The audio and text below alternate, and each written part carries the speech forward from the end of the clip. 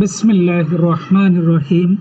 ষষ্ঠ শ্রেণীর প্রিয় শিক্ষার্থীবৃন্দ, আসসালামু আলাইকুম ওয়া রাহমাতুল্লাহি ওয়া বারাকাতুহু। প্রিয় শিক্ষার্থীরা, আজকে তোমাদের ইসলাম শিক্ষা পাঠ্যপুস্তকের দ্বিতীয় অধ্যায়ের উপরে দুটি সৃজনশীল প্রশ্নের সমাধান নিয়ে এসেছি আমি মোহাম্মদ মিজানুর রহমান। যেহেতু সামনেই তোমাদের পরীক্ষা চলে আসছে, এই দুটি সৃজনশীল তোমাদের অনেক উপকারে আসবে। তো প্রিয় শিক্ষার্থীরা, সৃজনশীল প্রশ্নের উত্তর করতে গেলে, সমাধান করতে গেলে তোমাদেরকে যেই বিষয়গুলোর ব্যাপারে খুব সাবধান এবং সচেতন থেকে উত্তর করতে হবে, তাহলে তোমরা অনায়াসেই সৃজনশীলের কাঙ্ক্ষিত নম্বর লাভ করতে পারবে। সেক্ষেত্রে ক নম্বরে অবশ্যই জ্ঞান থাকবে, খ নম্বরে অবশ্যই জ্ঞান অনুধাবন দুটি অংশ থাকবে, তাহলেই তুমি পূর্ণ নাম্বার পাবে। গ নম্বরে অবশ্যই জ্ঞান অনুধাবন এবং প্রয়োগ তিনটা অংশ থাকবে, তাহলেই পূর্ণ 3 নাম্বার পাবে। আর ঘ নম্বরে উচ্চতর দক্ষতায় অবশ্যই জ্ঞান অনুধাবন প্রয়োগ ও উচ্চতর দক্ষতা 4টি অংশ থাকবে, তাহলেই তোমরা পূর্ণ নম্বর পাবে। চলো সেই আলোকেই আমরা সরাসরি দুটি সৃজনশীলের প্রশ্নোত্তরে চলে যাই। দ্বিতীয় অধ্যায় থেকে সৃজনশীলটা নেওয়া হয়েছে। উদ্দীপকটা চলো পড়ে নেই। মিজান ষষ্ঠ শ্রেণীর ছাত্র। সে আজান শুনে তাড়াতাড়ি ওযু করে মসজিদে গেল। জামাত শুরুর আগে তার বন্ধু মামুন তাকে বলল, তোমার গোড়ালির পেছনের অংশ শুকনো, অর্থাৎ পায়ের যে গোড়ালি সেই গোড়ালির অংশ শুকনো। অর্থাৎ ওযু করার ক্ষেত্রে বিশেষ 4টি অঙ্গ ধৌত করতে হয়, একটা মাসে করতে হয়। 3টি ধৌত, একটা মাসে। সেক্ষেত্রে গোড়ালি যদি শুকনো থাকে তাহলে স্বভাবত তার ওযু হয় না। তাহলে এই হলো উদ্দীপক। এর আকলকে 4টি প্রশ্ন আছে এখানে। দেখো, ক, গোসল কি, অর্থাৎ গোসল বলতে গোসল কাকে বলে। 2 নম্বরে গোসলের আবশ্যক কাজগুলো কি, এখানে ওযুর আবশ্যক কাজগুলো আসতে পারে। ক আর খ কোনখান থেকে প্রশ্ন আসবে সেটা কিন্তু বলা যায় না। অধ্যায়ের বা বইয়ের যে কোনো জায়গা থেকে দিয়ে দিতে পারে। গ নম্বর, উদ্দীপকে বর্ণিত অবস্থায় মিজানের ওযু আদায় হয়েছে কি, ওযুর আবশ্যক কাজগুলোর আলোকে ব্যাখ্যা করো। আদায় হয়েছে কিনা সেটা তোমার মতামত দিতে হবে। আর গ নম্বরে আছে যে সকল কারণে মিজানকে আবার পুনরায় ওযু করতে হয়, ওযু ভঙ্গের কারণগুলোর আলোকে বর্ণনা করো। একদম সহজ প্রশ্ন। আমি সাধারণত প্রশ্ন খুব সহজ করি, উত্তরগুলো সরাসরি বই থেকেই দেওয়া যায়। তাহলে ক নম্বর প্রশ্নটা ছিল গোসল কি। এই প্রশ্নের উত্তরে তোমরা লিখতে পারো, ইসলামী শরীয়তের পরিভাষায় পবিত্রতা অর্জন ও আল্লাহর সন্তুষ্টি লাভের উদ্দেশ্যে পবিত্র পানি দ্বারা সমস্ত শরীর ধোয়াকে গোসল বলে। এতটুকু লিখলে ইনশাল্লাহ গোসল সম্পর্কে তোমার জ্ঞান চলে আসবে। চলো 2 নম্বর প্রশ্নটা কি ছিল, গোসলের আবশ্যক কাজগুলো লেখো। অথবা গোসলের আবশ্যক বা ফরজ কাজগুলো কি। উত্তরটা যেভাবে লিখতে পারো, এখানে জ্ঞান এবং অনুধাবন দুটি অংশ থাকবে। এই হলো জ্ঞান। গোসলের মধ্যে এমন কতিপয় আবশ্যক কাজ রয়েছে যার কোনো একটি বাদ পড়লে গোসল আদায় হয় না। গোসলের এরূপ কাজকে গোসলের ফরজ বলে। অনুধাবনে কি আছে, গোসলের এরূপ ফরজ বা আবশ্যক কাজ 3টি, যেমন সরাসরি উত্তর, অর্থাৎ গোসল সম্পর্কে তোমার জ্ঞান আছে কিনা সেই জ্ঞানটাই উপরের অংশ, আর এটা হলো নিচে অনুধাবন। তাহলে গোসলের এরূপ ফরজ বা আবশ্যক কাজ 3টি, যেমন গড়গড়া করে কুলি করা, নাকের নরম জায়গা পর্যন্ত পানি পৌঁছিয়ে নাক পরিষ্কার করা। তোমাদের বইতে এই কথাটা লেখা আছে, বাট উত্তর হবে নাক পরিষ্কার করা। 3 নম্বরে সমস্ত শরীর পানি দিয়ে ধোয়া বা ধৌত করা। এই 3টি হলো গোসলের আবশ্যক কাজ। ঘ নম্বর প্রশ্নের উত্তরটা যেভাবে তোমরা লিখবে, প্রশ্নটা কি দেখে নিই। উদ্দীপকে বর্ণিত অবস্থায় মিজানের ওযু আদায় হয়েছে কি ও ওযুর আবশ্যক কাজগুলোর আলোকে ব্যাখ্যা করো। উত্তর, উদ্দীপকে বর্ণিত অবস্থায় মিজানের ওযু আদায় হয়নি, জ্ঞান হয়ে গেল। এখন অনুধাবন কি। অনুধাবন হলো ওযুর মধ্যে কতিপয় আবশ্যক কাজ রয়েছে যার কোনো একটি বাদ পড়লে ওযু হয় না। ওযুর এরূপ কাজকে ওযুর ফরজ বলে। ওযুর এরূপ আবশ্যক বা ফরজ কাজ 4টি, যেমন সমস্ত মুখমণ্ডল ধৌত করা, উভয় হাত কনুই সহ একবার ধোয়া, 3 নম্বরে মাথার 1/4 একবার মাসে করা, 4 নম্বরে উভয় পা গিরা সহ একবার ধোয়া। তাহলে জ্ঞান গেল, অনুধাবন গেল। এবার আমরা প্রয়োগে যাই। প্রয়োগ কিভাবে দেখি? উদ্দীপকে মিজানের পায়ের গোড়ালির পেছনের অংশ শুকনো, অর্থাৎ পা পরিপূর্ণ ধোয়া হয়নি, যা অজুর জন্য ধৌত করা ফরজ।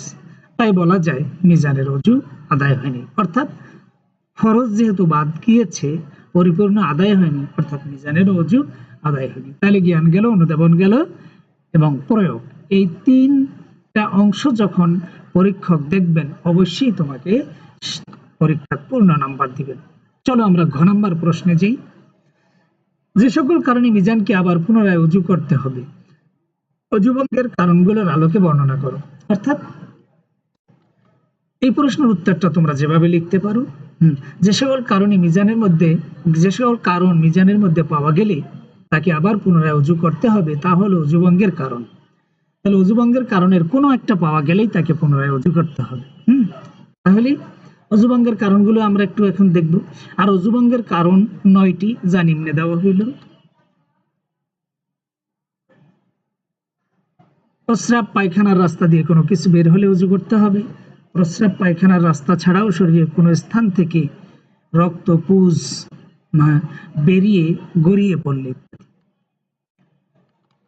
3 নম্বরে থুথু কাশি ব্যতীত বমির সাথে রক্তপুজ, খাদ্য অথবা অন্য কিছু বের হলে, মুখভর্তি বমি করলে, থুতুর সাথে বেশি পরিমাণ রক্ত এলে, চিত হয়ে কাত হয়ে অথবা হেলান দিয়ে ঘুমালে, বেহুশ হলে, পাগল হলে, নেশাগ্রস্ত হলে, নামাজে অট্টহাসি হাসলে। মোট কথা হলো উপরোক্ত কাজগুলো মিজানের মধ্যে পাওয়া গেলে বা থাকলে তাকে পুনরায় অজু করতে হবে। তাহলে জ্ঞান গেল, অনুধাবন গেল, প্রয়োগ গেল, এই যে উচ্চতর দক্ষতা চলে গেল। হ্যাঁ, তাহলে এভাবে যদি তোমরা লিখতে পারো, ইনশাল্লাহ আশা করা যায় তোমরা পরিপূর্ণ নাম্বার পাবে।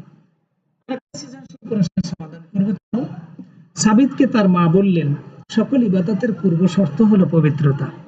পবিত্রতা ছাড়া কোনো ইবাদত আল্লাহর নিকট কবুল হয় না। ইসলামের অপবিত্রতা থেকে, অর্থাৎ ইসলামী অপবিত্রতা থেকে পবিত্রতা অর্জনের ব্যাপারে অত্যন্ত গুরুত্ব দিয়েছেন। তাহারাত শব্দের অর্থ কি? এক, তাহারাত শব্দের অর্থ হলো, অর্থটা পরে বলছি। ইবাদত বলতে কি বোঝায়? সাবিতকে পবিত্রতা অর্জনের উপকারিতা বিশ্লেষণ করো। ঘ নাম্বার, নাজাসাতের প্রকারভেদ সম্পর্কে সাবিতের কিরূপ জ্ঞান থাকা আবশ্যক, ব্যাখ্যা করো। এই 4টি প্রশ্নের উত্তর আমরা করব জ্ঞান, অনুধাবন, প্রয়োগ এবং উচ্চতর দক্ষতার আলোকে। ক নম্বর প্রশ্ন, চলো। ক, তাহারাত শব্দের অর্থ কি? উত্তর, তাহারাত শব্দের অর্থ, তাহারাত আরবি শব্দ, তাহারাত শব্দের অর্থ পবিত্রতা। এভাবে লিখবা। এই আরবি শব্দটা লিখলে একটু সুন্দর হয়, না লিখলেও তোমার উত্তর হয়ে যাবে। সেক্ষেত্রে দেখো, জ্ঞানের ক্ষেত্রে এরকম একটা বুলেট বা একটা বৃত্ত অথবা একটা সাইন দিয়ে নেবা, চিহ্ন দিয়ে দেবা। হ্যাঁ। খ নাম্বার প্রশ্ন হলো, ইবাদত বলতে কি বোঝায়? এটা যেহেতু অনুধাবনমূলক প্রশ্ন, তাহলে 2টি অংশ থাকবে, জ্ঞান এবং অনুধাবন। তো চলো আমরা কিভাবে উত্তর করতে পারি। ইবাদত আরবি শব্দের অর্থ আনুগত্য করা, দাসত্ব করা, গোলামি করা, বন্দেগী করা ইত্যাদি। অনুধাবনে যেটা, ইসলামী পরিভাষায় মহান আল্লাহ তাআলার সকল আদেশ নিষেধ মেনে চলার নামই ইবাদত। অর্থাৎ আল্লাহর সকল আদেশ নিষেধ মেনে চলাকে ইবাদত বলে, যেমন সালাত, সাওম, যাকাত, হজ ইত্যাদি।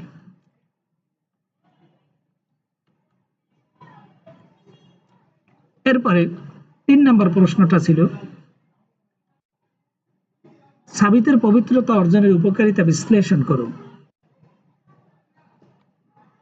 উত্তর, এটা অনুধাবনমূলক প্রশ্ন। জ্ঞান, এই প্রয়োগ, অনুধাবন এবং জ্ঞান 3টা অংশ থাকবে এখানে।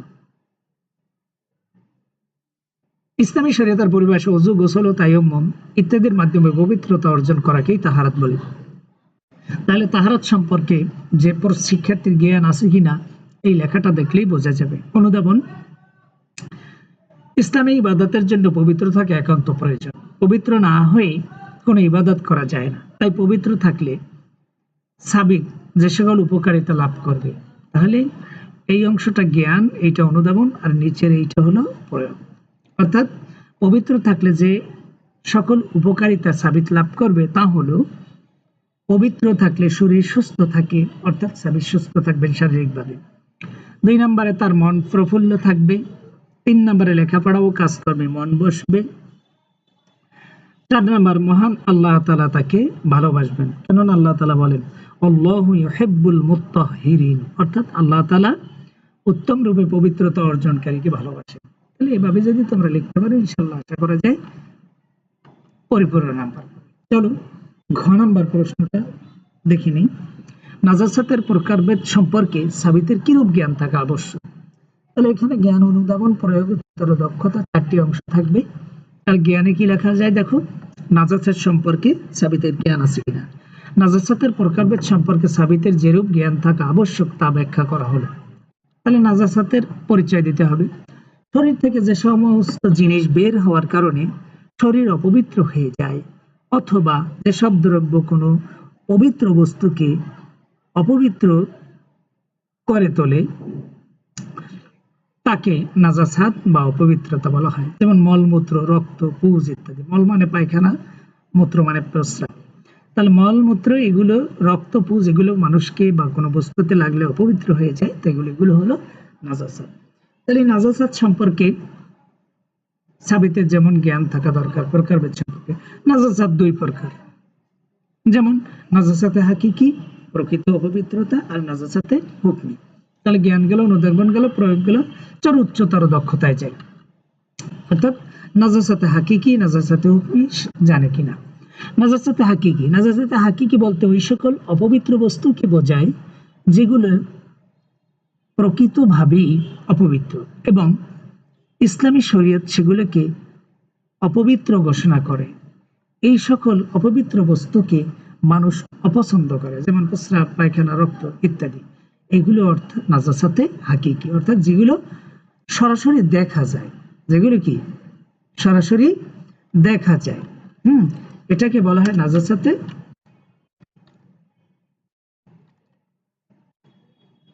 নাজাসাতে হাকিকি।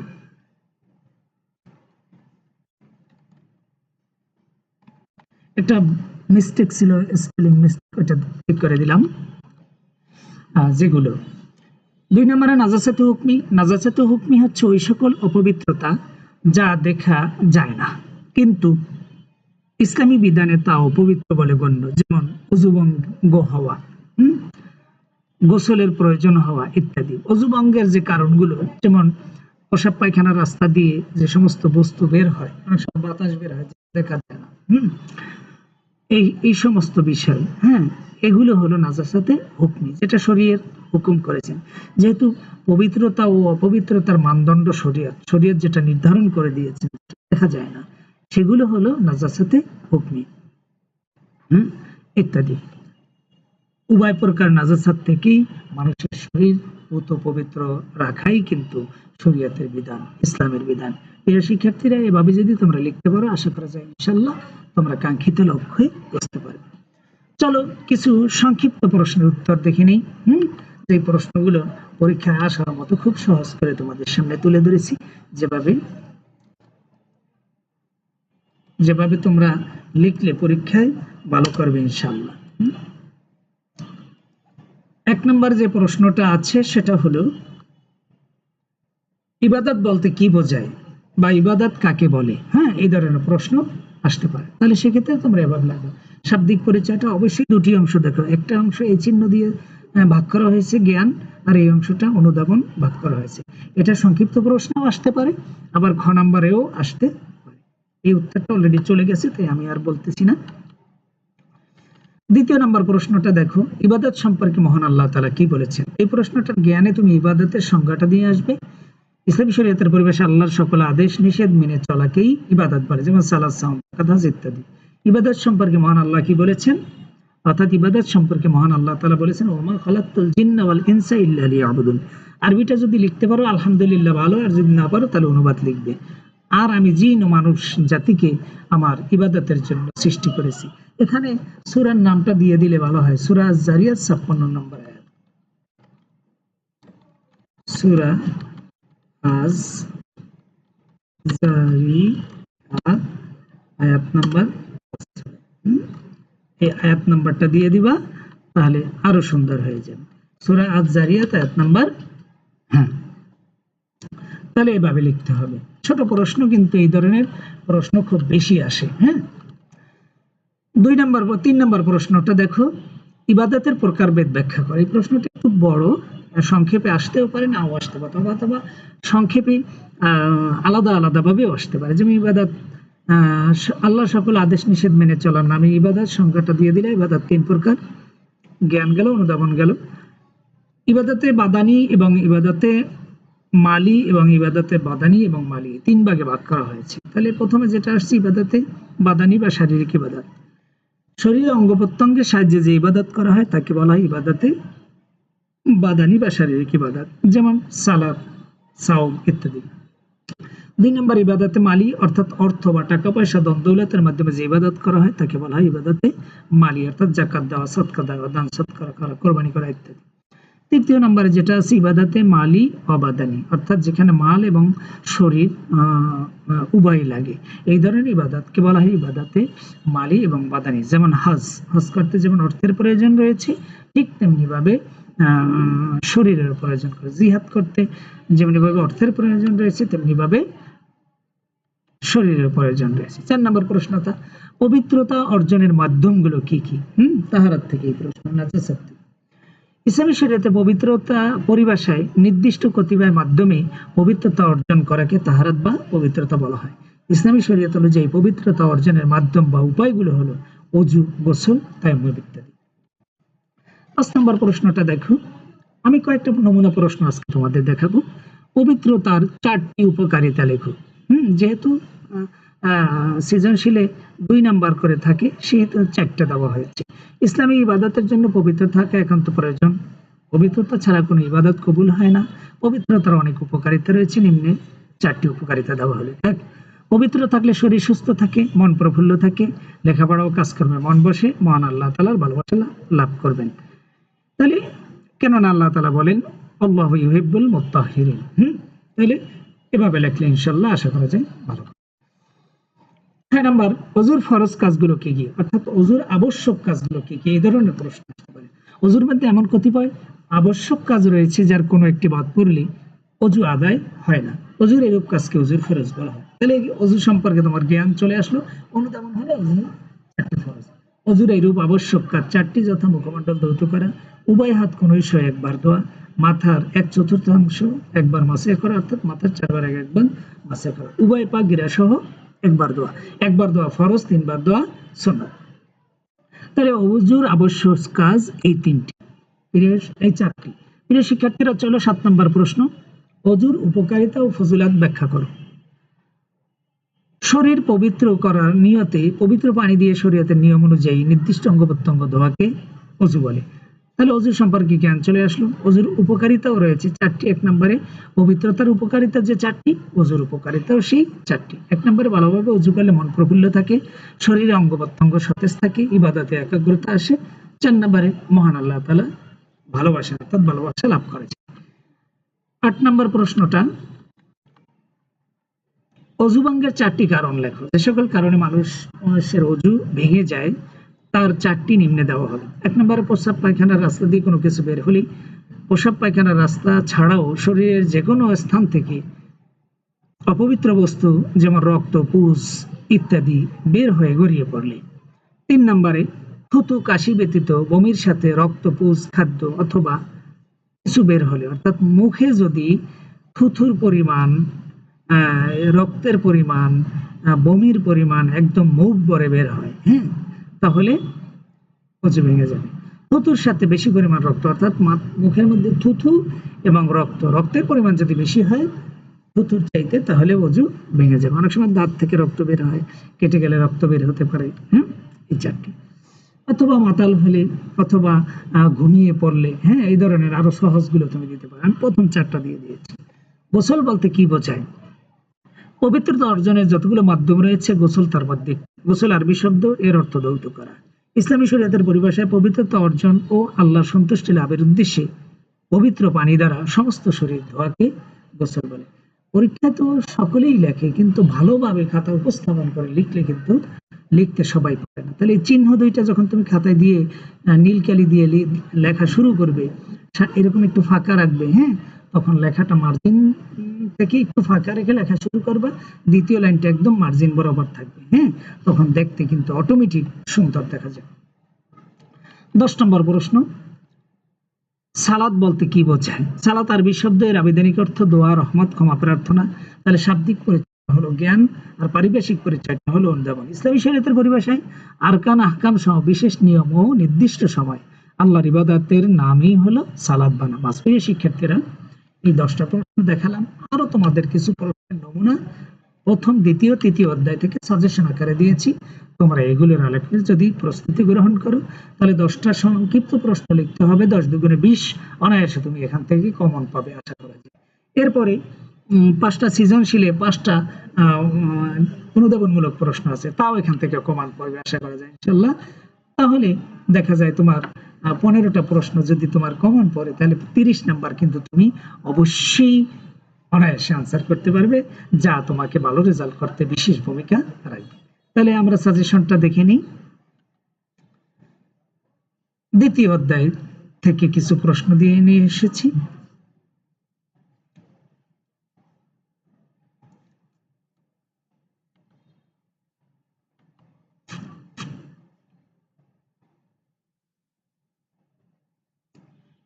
এই প্রশ্নগুলোই তোমাকে পরীক্ষায় ভালো করতে অনেক সহযোগিতা করবে। তৃতীয় অধ্যায় থেকে কিছু প্রশ্ন নেই, যেহেতু সিলেবাসে তৃতীয় অধ্যায় থাকতে পারে তোমাদের।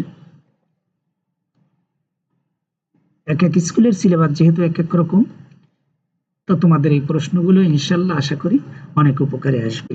তোমরা যদি এই প্রশ্নগুলোর আদলে প্রস্তুতি গ্রহণ করো, ইনশাআল্লাহ ইনশাআল্লাহ ইসলাম শিক্ষা বিষয়ে তোমরা A+ পাবে নিশ্চিত। আর সৃজনশীল প্রশ্নের উত্তর যে কোনো সাবজেক্ট, বাংলা হোক, সমাজ হোক, বিজ্ঞান হোক, এই যে প্যাটার্নটা দিলাম, এই প্যাটার্নের আলোকে যদি তোমরা করো, তাহলে সমস্ত সাবজেক্টগুলোই তোমাদের পরীক্ষা ভালো হবে, ইংরেজি বাদে। তাহলে আজকের মতো এখানে শেষ করছি। বাড়ির কাজ তোমরা সিলেবাস অনুযায়ী প্রস্তুতি গ্রহণ করবে। আর আমার এই ক্লাসটা যদি তোমাদের ভালো লেগে থাকে, পছন্দ হয়ে থাকে, উপকারে এসে থাকে, তাহলে চ্যানেল সাবস্ক্রাইব করে বন্ধু বান্ধবী যারা রয়েছে তাদের সাথে শেয়ার করবে। সহপাঠীরা যারা অন্য স্কুল